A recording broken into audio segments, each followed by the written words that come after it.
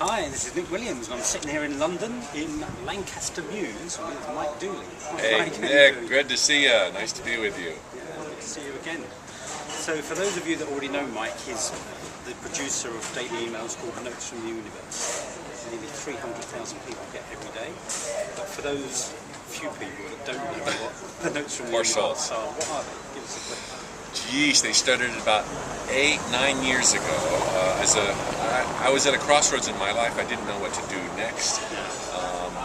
I liked dabbling with the internet. I was exploring creative writing. I started sending out a Monday morning motivator. I had free time on my hands, so I started sending out silver bullets Tuesday through Friday.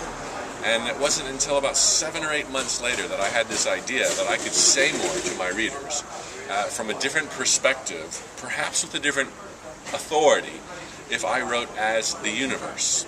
If I sent my little daily emails out, 1 or 2 sentences, 1 or 2 paragraphs, as the universe. And so I tried it, and it was very well received. At the time, I didn't know that it would become a regular thing. I was just doing the Notes from the Universe on Fridays.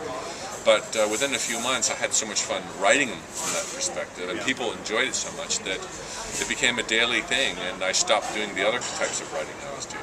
And now, 8-9 years later, there's almost 300,000 people, all signed up through word of mouth, who receive a daily note from the universe. Amazing. Did you have any, just imagining with my British kind of, over humility, to write from the universe?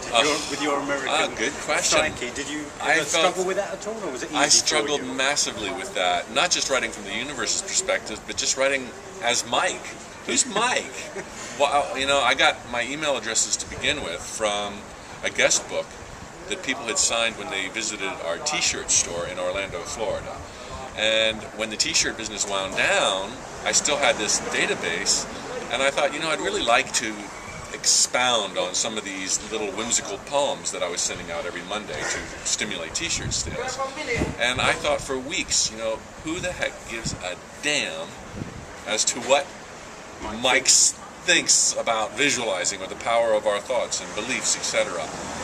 And I was at a scary time in my life, though. I had to do something to eventually perhaps create a cash flow, although the notes are still free to this day. But I wrestled for about a month before I finally had the nerve to say, just go ahead and do it. What do you got to lose? People will sign off. They're not paying for it as it is. And so that's when I got over the hump of writing my viewpoints. And immediately, it's amazing. And I think we all have an audience if we have the courage to speak what we know. It's amazing that the audience was there. They were receptive. People immediately said, I hope you're saving these for a book one day. And so, number one, I liked it, writing, and number two, the readers liked it.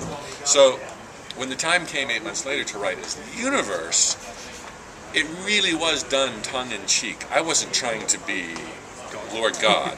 I thought I would just say the same kind of messages, but with a brand new perspective, and immediately they were a little bit humorous, because I signed off one of the first ones with, you rock the universe.